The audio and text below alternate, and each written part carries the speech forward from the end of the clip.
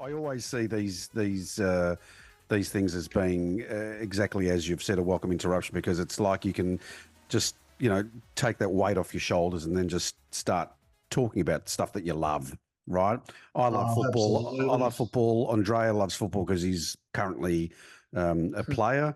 And you've obviously been there and done that, obviously, which is why we've got you for your experience and stuff. But thanks for doing that. Now, with how you're currently seeing the Australian football scene, because there's a lot that's happened based from where I am, not only with what happened with the, that corruption scandal with MacArthur FC, but also the fact that, the A-League struggling financially, all that sort of stuff. I don't know. What are your views on Australian football? Well, if we're talking about the A League specifically, I think it was set up with all the right intentions. I don't think, however, that, on one hand, Australia boasts its multiculturalism, but on the other hand, when I was playing and up until the time where they disbanded the NSL, essentially the information that was being fed through the media and I mean also through football circles was they wanted to get rid of the multicultural aspect or the ethnic backgrounds of the clubs that were in the NSL or the strongest. Now, if you're saying the problem is the ethnic background, and the ethnic background becomes the core of that, or is the core of that club, and you want to cut that out, inadvertently you're cutting out the strength and the the fan base of that club that pretty much keeps it afloat. And for many years, I'd say for the first 5 to 6 years of the A League, they did a reasonably good job of that. And a lot of the ethnic clubs um, started to go backwards. Their fan bases dropped. Um, Now, this is just in Melbourne. I also saw it in Sydney. I saw it in Brisbane to a degree, Adelaide. And the perfect example of that would be Melbourne City. Mm. Probably got the most money, backed by Manchester City. But you Yeah, go and watch one of their games versus an interstate team, And there's no one there. and there's no one there. There's more Mm. people at the the NPL game or the Mm. VPL game in Division Three. My opinion now is that if it wasn't for women entering the game, soccer would be in a really, really difficult place. Football, I Right. would say, Okay. it would be in a really, really difficult place. We've always had the most amount of junior um, involvement, Yep. of any of the leagues that we have in Australia, whether that's AFL or rugby league. So tuning into that and regionalising it would have been the right way to go. of course. No, I mean the points that you mentioned is very important. I grew up in Rome, and I just saw throughout these last years with the Roma club. Rome, yeah, the AS Roma is my club, and I've been going to the stadium since I was 4 years old, 3 years old, and just the way that they did their marketing. Just to attract more people. Now they arrived to its peak. Now, if Roma plays against the last place team in Serie A, it's 65,000 people packed. And that's just because they changed their strategies to interact with the fans. It's not just buy your ticket and that's it. Now they're making marketing strategies, even like packages, prices, discounts. So now it's just like 65,000 people just every game, no matter if it's an important game or not. So I have to Mm. say it's very important to implement new strategies, especially now that the generation is changing. You have to implement in new clubs these new techniques. If you don't, then you're always going to stay the same. So I think it's very important. So how would you compare that to, say, Australian football, Nick, which is obviously in its infancy? I know it's been around for decades, but compared to European football, it's still in its infancy. With the introduction of the B League, the participation rates of junior grassroots football. Where do you think it's heading? If they're not aware of the potential underlying power of the old NSL clubs and those below the NSL, which are ethnically backed, you may find that the B League will attract more supporters to games than the A League. We've had some great players come to the A League, Italian players, Brazilian players, yeah, Portuguese players. Uruguay and South America, or generally South American players, yeah. Yeah, we had what's his name from Juventus play here for a while. I've forgotten his Del name. Piero. Del Piero. Yeah, Del Piero. And when he was playing, yeah, you'd have an increase in the amount of people that were watching the game that would vary between 10 and 20%. But 10 and 20% of 7,000, it's not really It's not a huge a increase. lot of money, right? That's more like, so when you consider the amount of revenue gained from television rights and so on and so forth, the people that come through the gates aren't really going to cover those costs. That's a long-term investment strategy. Okay. So then you start to question, what are these players come? These players are towards the end of their career. It's about money. It's like I remember when Harry Kewell came to play at Melbourne Victory. There was all this buzz. He just left the Premier League. He stayed for a year and then he disappeared. So for me, the Australian League seems to be a bit of a money washing sort of setup in terms of they process players, the big name players, purely for eyes on the television or an increase in audience viewership. But just in your experience, Nick. You played and was coached by some amazing people. When you Puskas, Puskas is okay. Well, Darby, Margaritas. Well, there you go.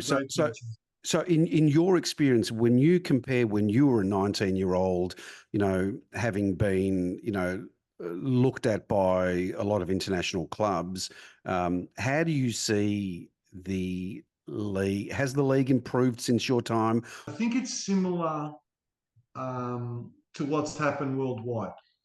When I was playing, the game was much more physical, as far as body contact and things like that.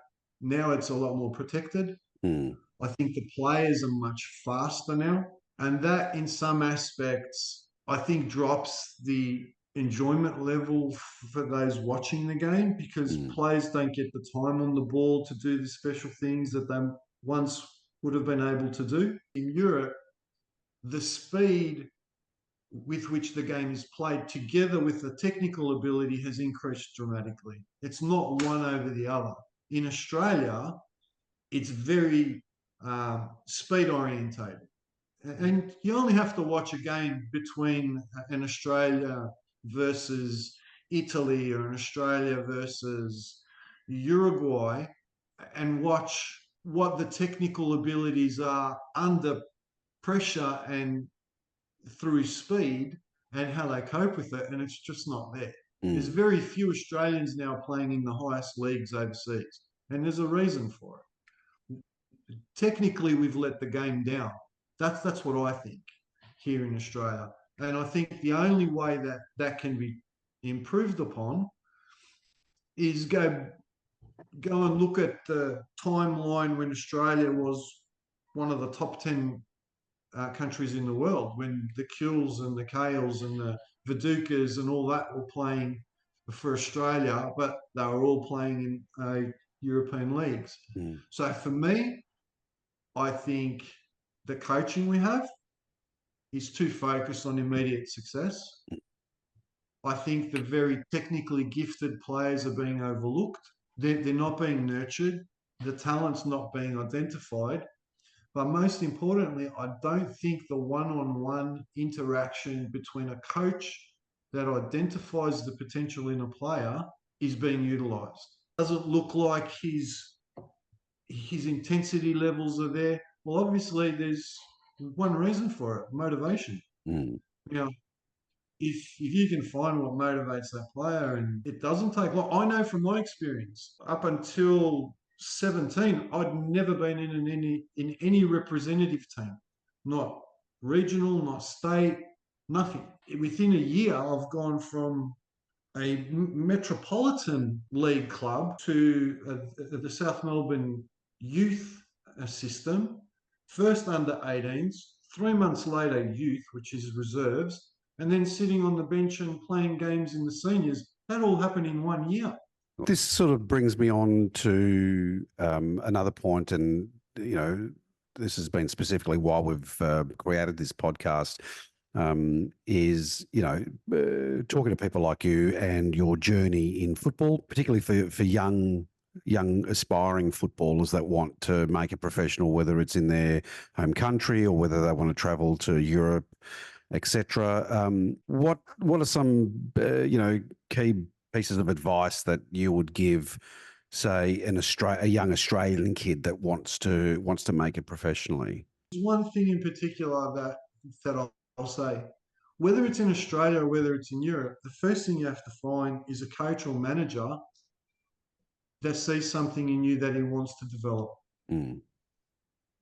If you're going to a club and you're not getting the feedback and you don't feel like you're part of the situation, yes, you could work harder. Yes, you could open the door to conversations with that coach. But if that's not reciprocated, go elsewhere. That's the first and the most important thing I can give to any player. Granted, the player needs to work in his own time.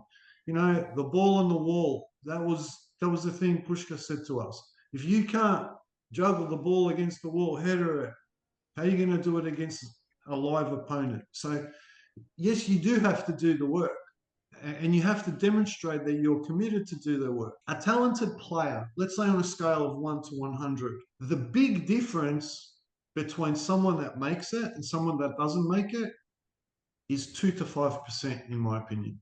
Now, whether that is talent-based, work ethic-based, or some other mix of dynamics that developed or identified between the relationship of the coach and the player.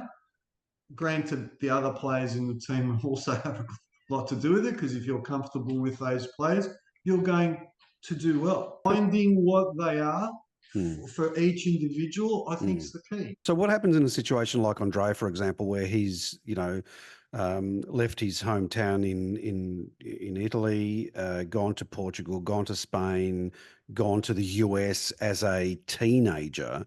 How would somebody like Andrea, and I want to hear from Andrea actually, overcome the psychological impact?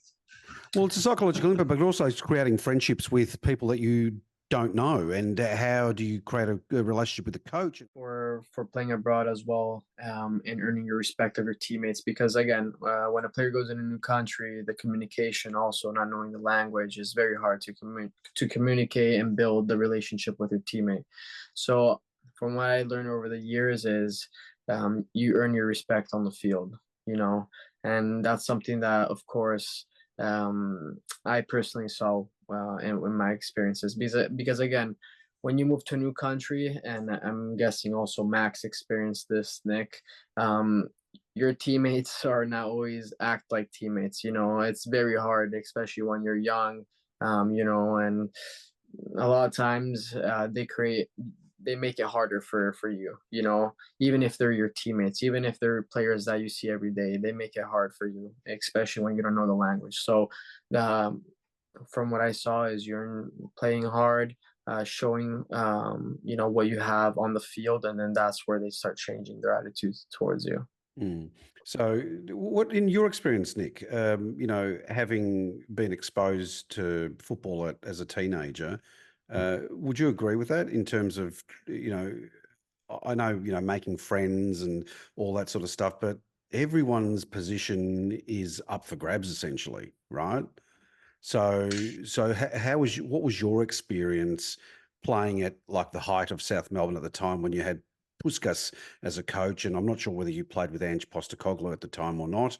But just give us a little bit of insight from your perspective. When I first was being looked at for the senior team was towards the end of one of the seasons where John Margaritis was the coach, and at the end of that, towards the end of that season, he'd left and Brian Garvey came on board. So it was everything changed dramatically. And it was one day John was there, the next day Brian Garvey was there. So Mm.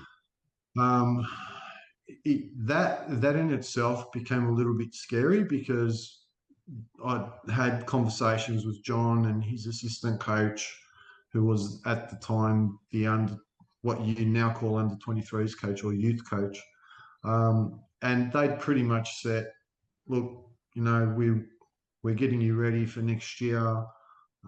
There's going to be a few players leaving and so on and so forth." Then the new coach came along, and he's come and said, "We're going to be bringing new players in, and things are going to change, and so on and so forth." So that was a little daunting at the time. The pre-season started. I'd already had some relationship with some of the players because there were games being played between the youth team and the seniors, and there were some mixed training sessions.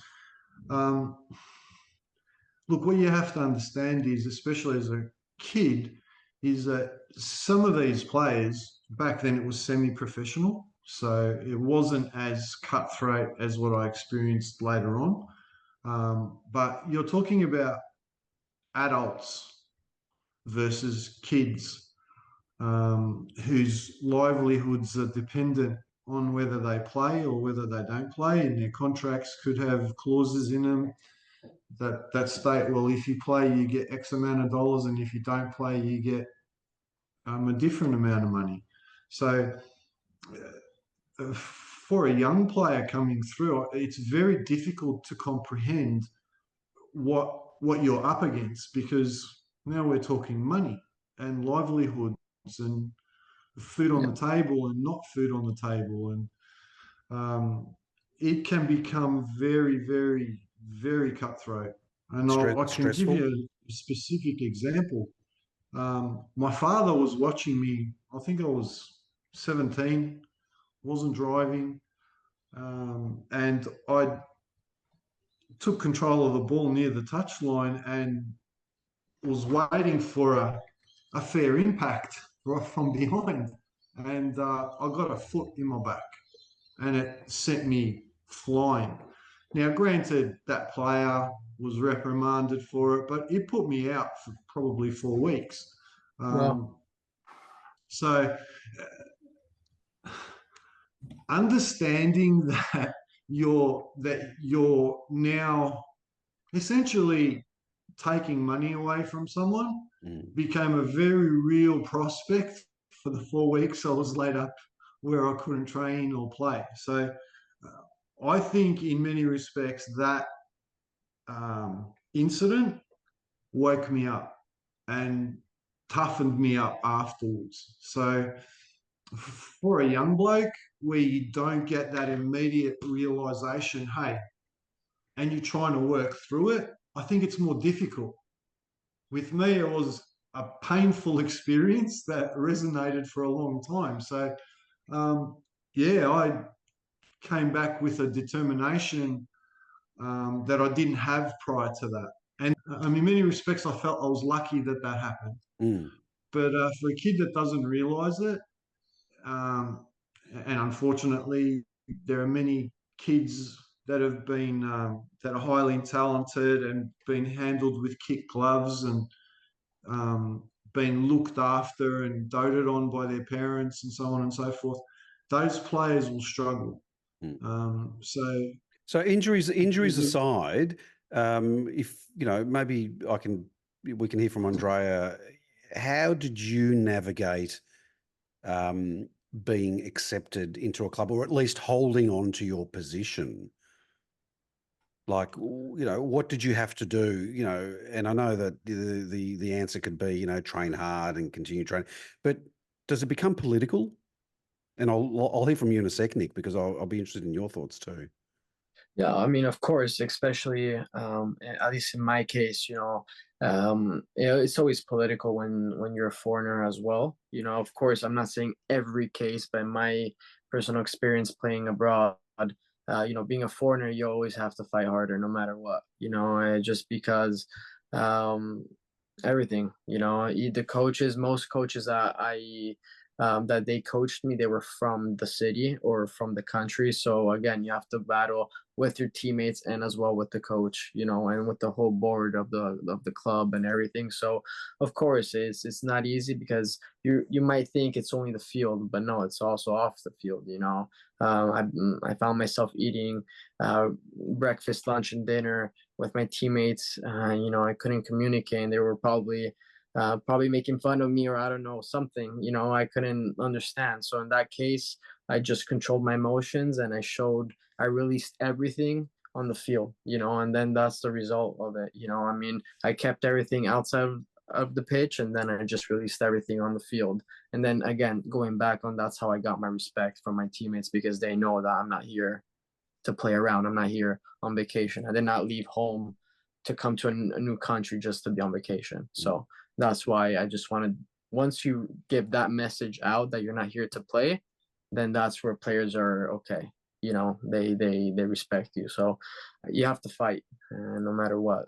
At least in my case, being abroad. Your thoughts, Nick? Your thoughts on that? I agree. I agree 100%.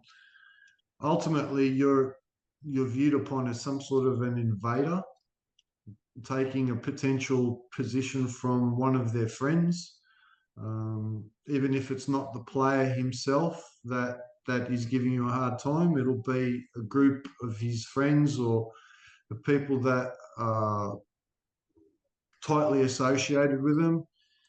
I suppose that can become worse when players have progressed through junior ranks together and then they get opportunities in the seniors.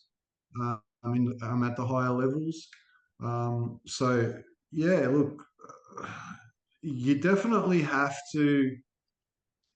It's a mix of showing determination, hunger and reliability, because they are ultimately in a match situation and even in practice matches at training, they need to be able to rely on you, to make the movements that you need to make, but also to play them into the game too. So I think you need to be aware of the fact that if you can somehow reinforce the ability of the players around you in certain situations, and you're aware enough to say, okay, this player likes the ball on his right, this player likes it on his left, this guy doesn't like the ball off the ground, and you play into that, then I think you're going to be well on track to do well. I remember Pushkas once said to us through Ange, he said,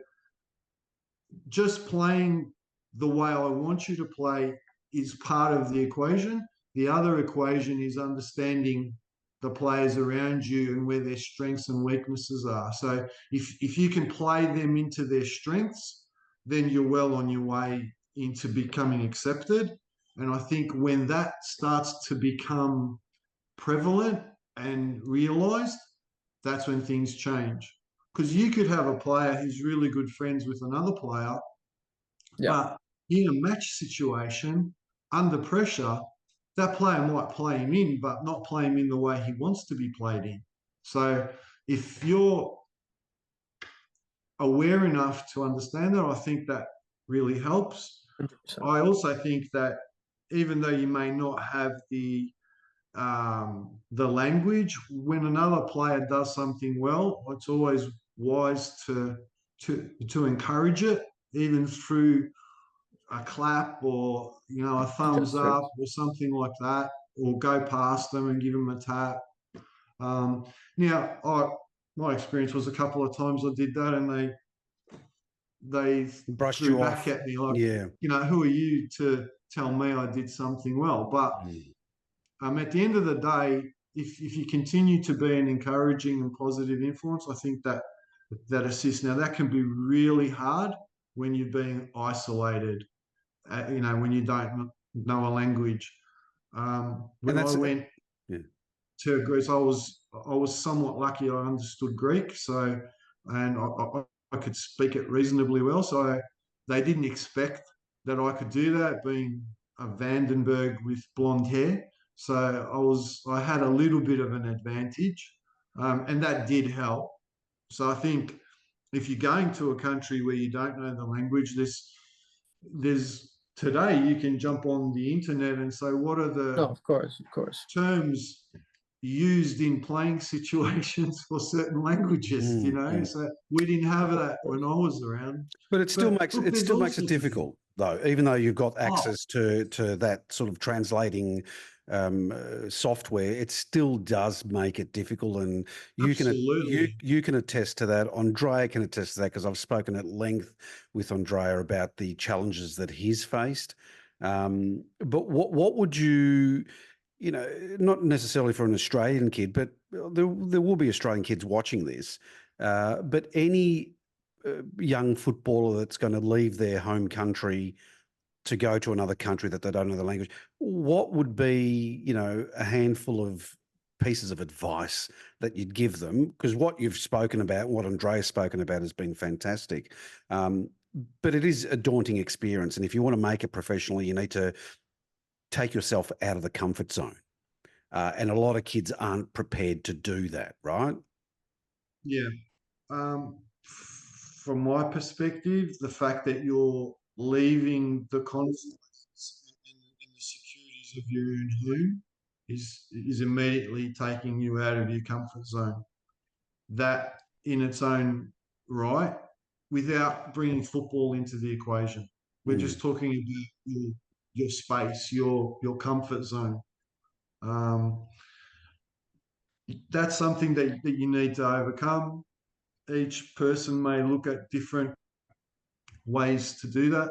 Um, my advice would be to look at it as an adventure rather than something that's a challenge, and absorb it.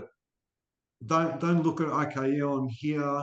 I don't know anybody. I'm in a strange house. Um, they all can be overwhelming. mm, Um, the way I did, I was only in there for a short period, so I looked at it like it was an adventure, and I was really excited by it. So if you can somehow mindset yourself or mind trick yourself into looking at it like an adventure, but at the same time still be serious about it, mm, then I think that initial shock, because it is a shock, um, will be somewhat less impactful with regard to how tight you are, how psychologically affected you are by it. Then there's always the aspect of the interaction.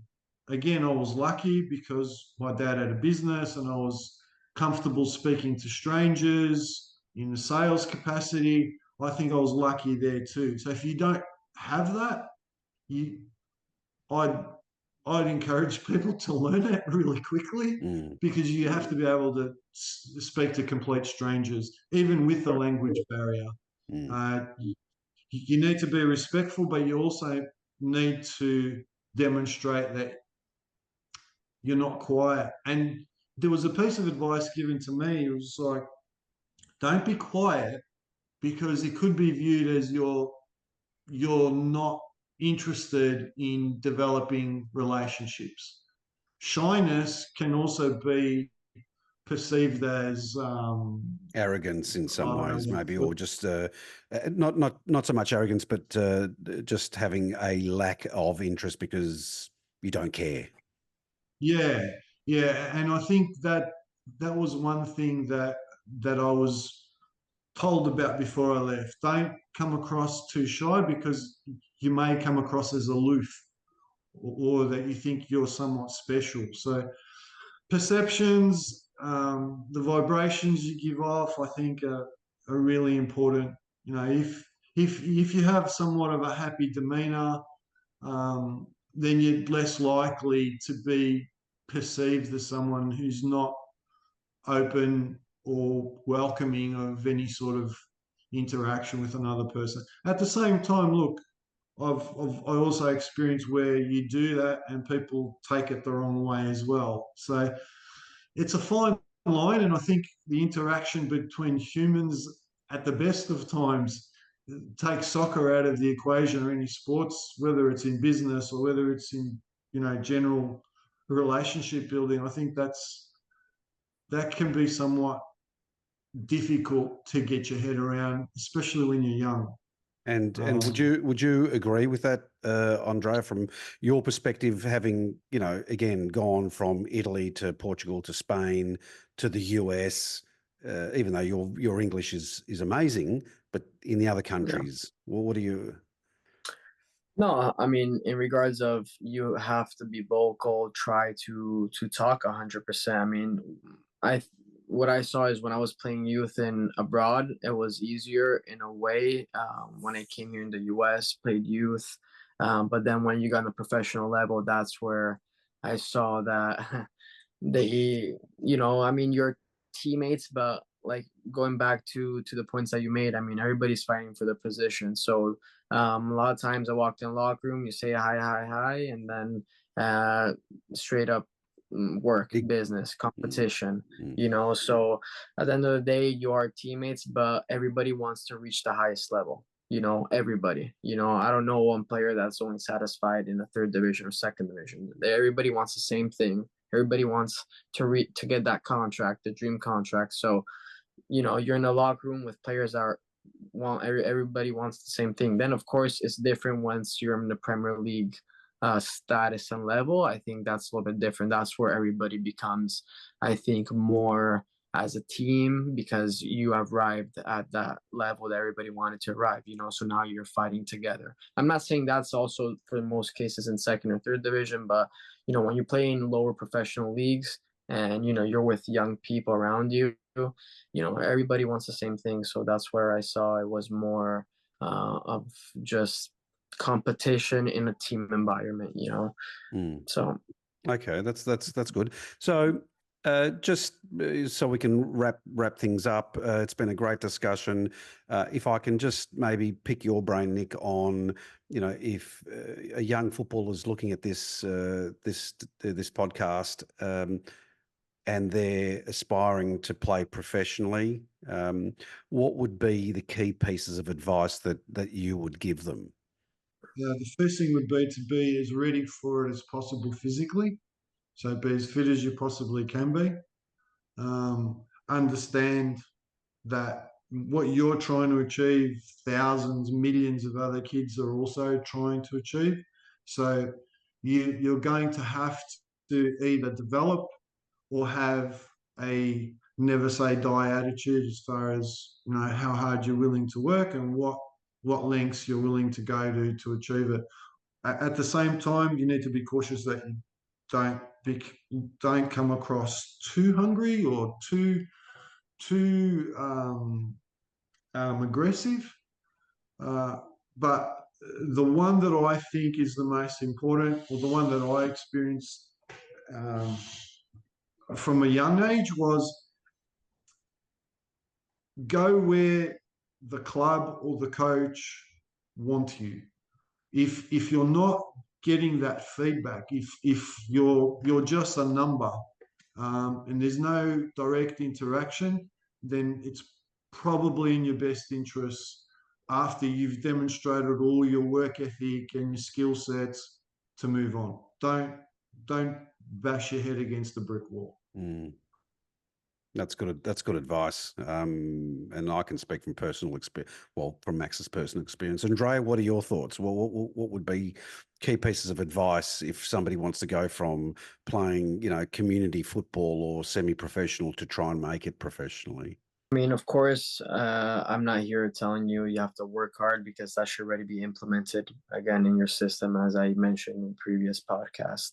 I do think that you have to be willing to eat a lot of shit. I mean, that's the reality of it. You have to eat a lot of shit because it is a brutal world, and it's not a sunshines and rainbows. So be ready to get that, be ready to get all the challenges that you can, because there's going to be a lot of challenges, there's going to be a lot of obstacles, and you have to just be ready for it. So again, going back to it, you do need to be fit, as you said. You always have to be in the right mindset, but you have to be ready to battle, because it is a battle. But that's the beauty of it. I mean, I'm pursuing my career in the youth and the professional. It's all about the battle. It's all about the fight. So observe as much as you can in regards of it, but be ready to battle, to represent yourself in the best way possible, because having your last name behind your jersey is not always easy. Everybody wants that. So you have to represent yourself in the best way possible, and you always have to have your chin up and chest out always. So just be ready for it. Great advice. Nick, one final word from you.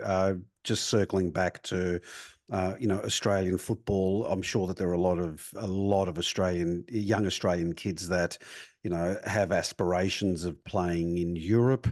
Um, what's the likely pathway that you think they will need to take to even get a foot in the door of a third, fourth, fifth division club in any That's a country? great question. And from my perspective, my path was very um, straight. It happened before I even realised.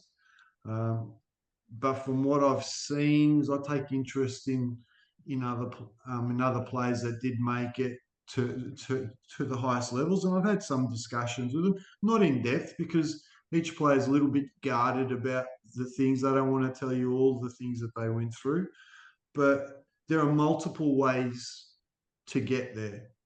The one thing I'd say is the more experiences you have, the more opportunities that you create for yourself and you physically experience yourself, not through others. Yeah, you can use the advice that you receive through others, but each time you go through that experience, I think it gives you a strength and an empowerment so that when you do face the situations, you're able to deal with them. Now, based on what you said earlier, you've been to a number of different situations where you've had to go through the same or similar processes in different ways, Andrea. And I think that has given you a resilience and an experience that allows you to deal with each of the situations. Now, they might not all be exactly the same, but you draw from each of them. And I think each time you go through it and you're committed to go through it, you give yourself a better chance the next time around. So, like I mentioned earlier, you go to a certain club, you get through a certain way, or you get to a certain level, or you cross certain hurdles, and then you go in another direction. Each time that happens, one, it shows that you're committed not to give up, and you're prepared to chase your dream wherever it may take you. But each time you go through that new door at a new club with new people, you become stronger for it. Always, And always, that, 100% agree. yeah, I think you've demonstrated, Andrea, because you didn't go to one club and say, "Yeah, I'm going to make it at this particular club." You learnt a bit about the process. You learnt about what you needed to improve on and how you dealt with everyone. So there's many different things Of that course. you probably couldn't write them all down, but I think automatically, or as a person, you become more accustomed to, more familiar with, and in that you're able to deal with them better. I 100% agree. And then I also want to say that not only do you become a better player and stronger player, even mentally. But even for your post career outside of the pitch, you just become more confident, more stronger because you went through all those tough challenges. So that's why I do believe that off the pitch, it will change you as a person as well, just because of all the obstacles you went. So a lot of people think, oh, you change as an athlete, but you technically also change as a person, just because Absolutely. it will change you in your personal life, in your businesses, even post career. You'll have all your tools that Mm. many people that maybe didn't weren't an athlete didn't have. As an athlete, you have to take all the tools as you can, because in the business world, even post career, I mean, you probably know more than me, Nick, but it will help you, 100%. It does. Absolutely, it does. Can I just make So, one final point and just a quick 60-second reflection? For me, what I've seen with young kids is that they're always looking at the end result. They're always looking at the professional players that are playing in tier one football around the world. In both your experiences, it's not sunshine and rainbows all the way. It's actually traveling through shit for most of it to get to the other end. So just some final words from you, Nick, and then we'll hear from Andrea. I think the journey is what makes it special, and that's when you like I didn't make it to the highest level, but when I see players that I've known that have, I then almost get misty eyed for them because I know what they went through to get there, and they've probably went through much more than what I did. So, um, yeah, look, it's you got to embrace the journey, not just it's not just the end goal, because the end goal isn't when you make it or when your career finishes. I think the end goal is looking back on it, and the people that you've met along the way, that you've created a network of contacts, in business terms. So you've embraced the journey, not just the destination. So, and if you can enjoy that, then I think you're going to be much better prepared to deal with what gets thrown at you. Fantastic, Andrea. I think you echo those thoughts as well.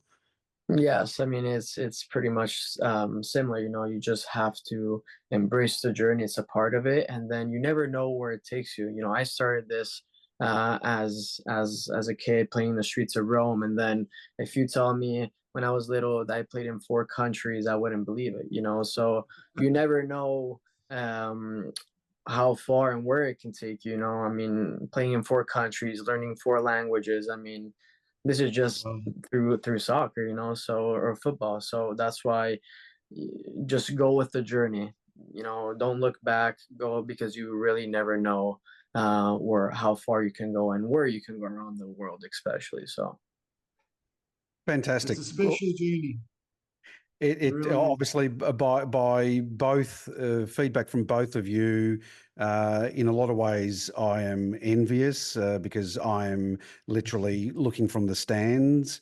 But I am in some ways going through it with my 17-year-old son at the moment.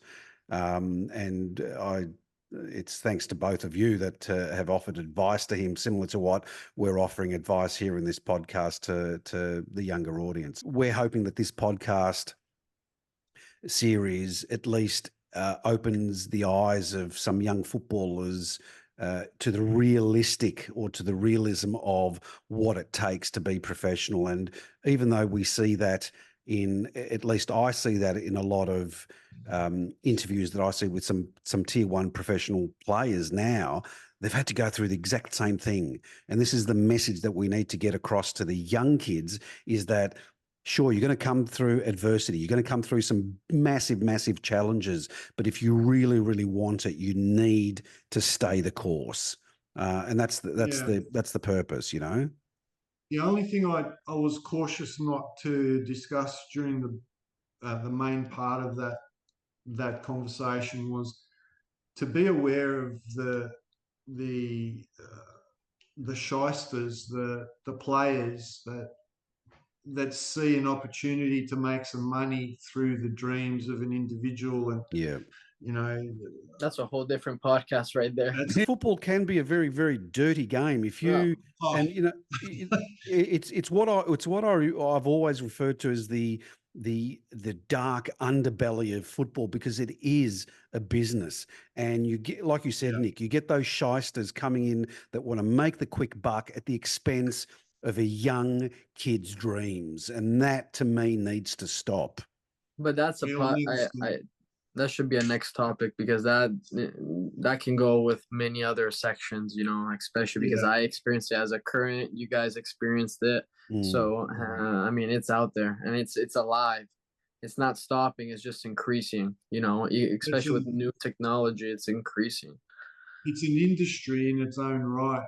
Oh So yeah, I was bro. lucky I didn't experience much of it. But the stories I've heard Yeah, from friends, kids that I've spoken to, the parents of kids that, and the one bit of advice I'd give in that is don't show that you have money, because you'll quickly filter out the ones that are looking Mm. for the best interests of the kid or looking to make some money. But where do you draw that line? If if that's their incentive and you show them that you don't have that incentive, do you miss out on that opportunity? yeah, because Probably best. Yeah. you'll miss out, and it's everywhere. It's in any country. Like I Mm. received scams from every country. I can list all the countries, and it's Mm. real. Wow. You know, and imagine me that it took me 4 countries in order to learn that. But imagine a kid that is just leaving home to pursue his dream, that's 16 and doesn't even know. Like Yeah. he'll fall into that, because I would fall. Everybody would fall for that, you know, Well, because he doesn't have experience. we're fallen into that. So it's No, again, no, no, I no. think But it's a great it's a great topic of discussion, and I think we should have that. And Nick, yeah, I would 100%. love to get you back on, because Yeah. you know, you've got so much insight into, you know, football, what it was 20 years ago to what it is today, and there are some things that have changed, others that haven't. But I just want to thank you again, Nick. Andrea, thanks for the last Thank minute. you. We Of had a bit of course. timing issue, but let's do this again, and appreciate your We'll help. go from there.